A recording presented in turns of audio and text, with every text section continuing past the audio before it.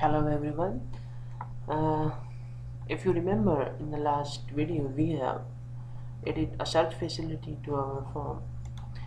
In this video I am going to show you how we can provide save facility so that if any change is made in the data grid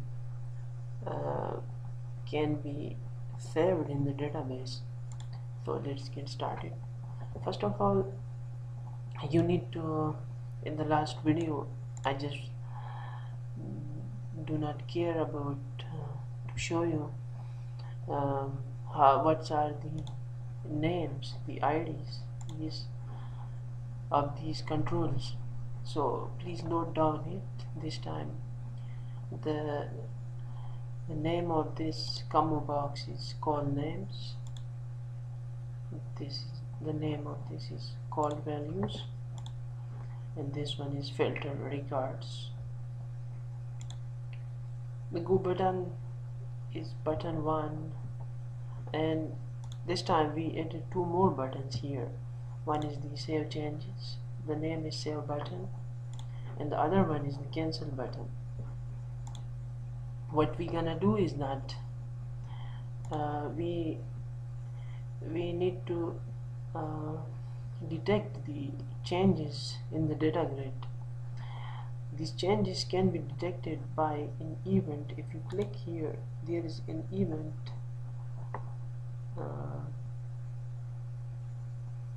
that is called fill ended it. This one, if you double click here, it will create an event handler. This will be called every time when we finish editing in a particular cell. So when the user finish editing, we will enable these two buttons, the save changes and the cancel. Then it depends upon the user choice, either to save the changes or cancel the changes.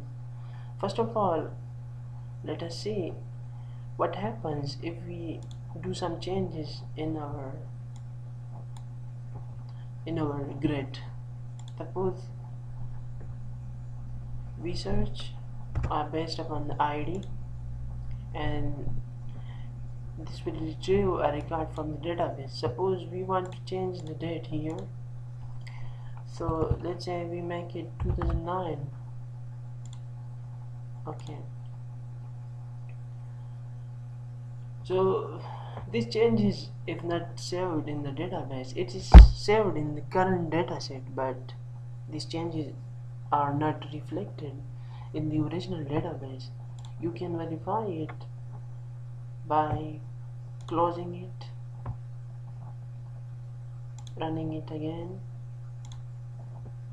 and if we search, so it's not changed. Our task is that when the user made changes here, we will enable these two buttons, the save changes and cancel, so the user can click the save button and the changes will be reflected in the original database.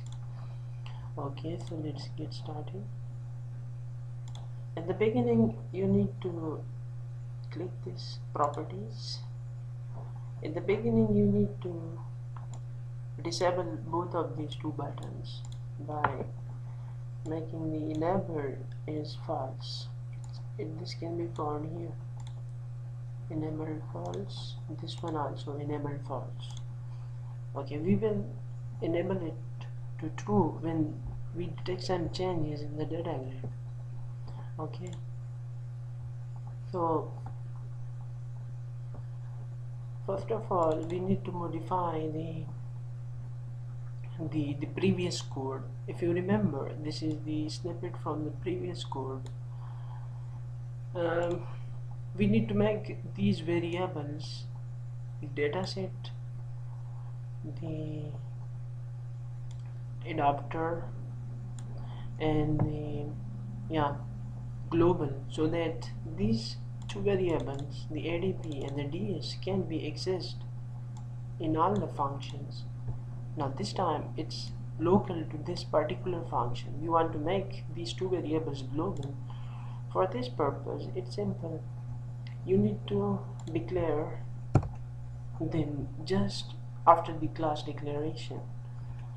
So we copy the statement straightforward here. Okay, and the next we bring this one also here. So we remove it from here and paste it here. Okay,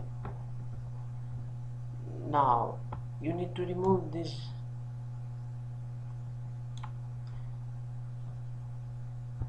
dim now, and you can say that ADP is equal to new SQL data adapter. So a new reference will be saved in this adapter. This is the basic change we need to do in this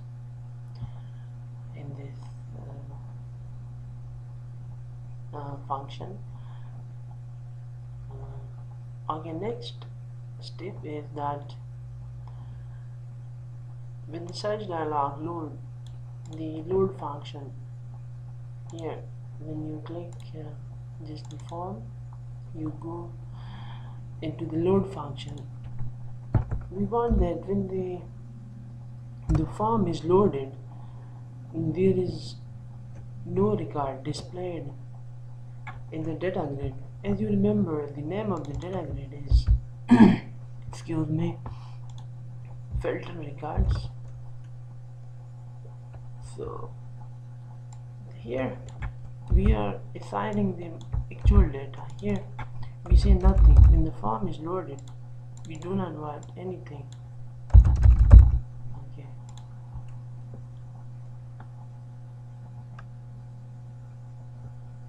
Next thing is that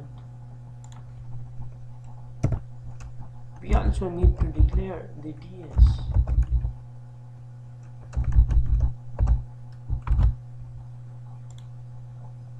So here we define it, the actual objects. Here we just declare the variables. Declaration is different than defining. In declaration, just the memory address is assigned, and in definition you actually assign the values to the references of the objects.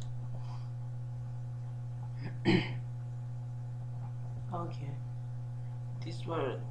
we made these changes because we do not want anything when the form is loaded.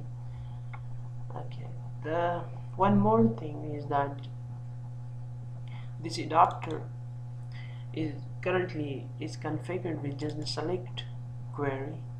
We want that we do insert, delete and update operations through this SQL data adapter. For this purpose, you need to create an SQL command builder.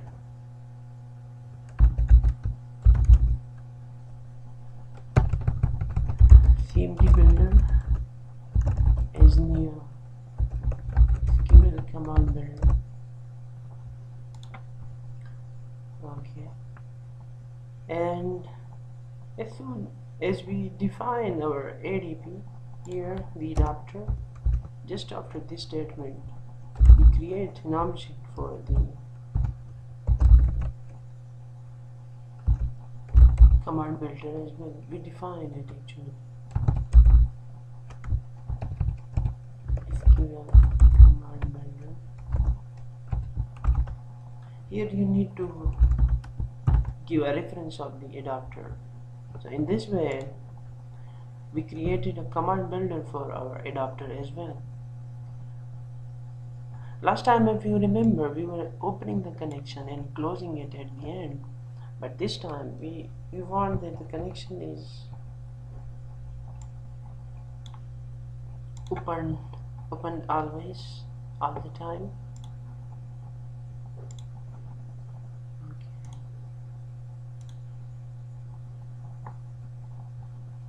So we remove that, and then we remove this statement as well.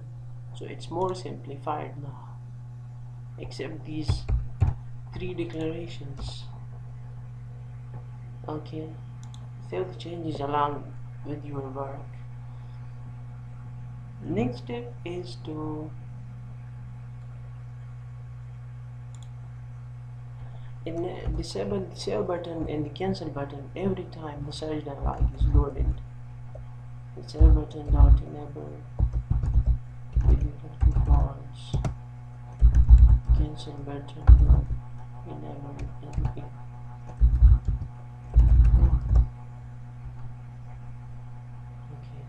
Okay. We enable these two buttons, copy it here.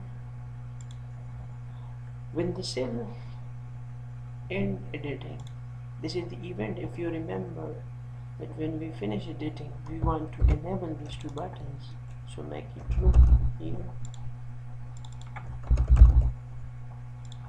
Okay. Now we want to write code for these buttons for the save changing, so double click it and write a simple statement dot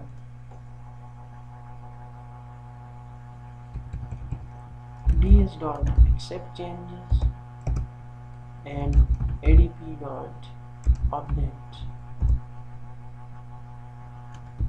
Now we update the data set in the original database who this is up to. So first of all, we need to provide the data set, the ds comma name of the table in the original database, and that is the books. So we are done here. Okay, the next step is that when we finish editing, we just want to disable these two buttons again. Just copy and paste it here. The next step is to cancel a record, cancel any changes made by the user. Example, ds dot reject changes,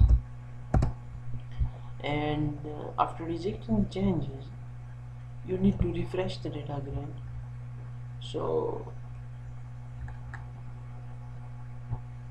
for refreshing the data grid, you can use this again, these two statements. Let's paste it here, and when the cancel button is clicked, the changes will be rejected, and through these statements we assign the data source again to the data grid.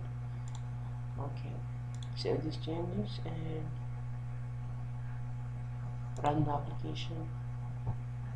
Click search. When we search ID1, we make this 2007. Okay, and we save the changes. Okay, now if you search it another record and search the record number first again, there is a problem. Just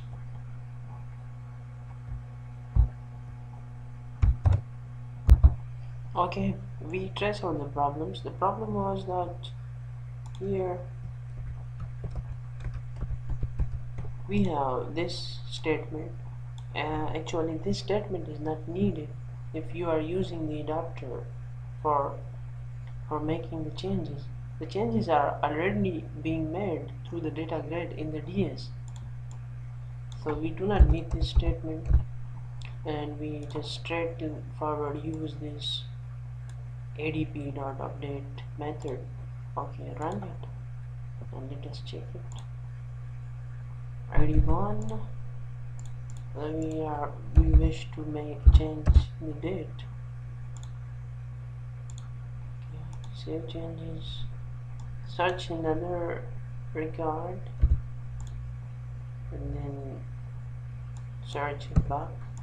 Okay, so the date is changed. We can change the author also.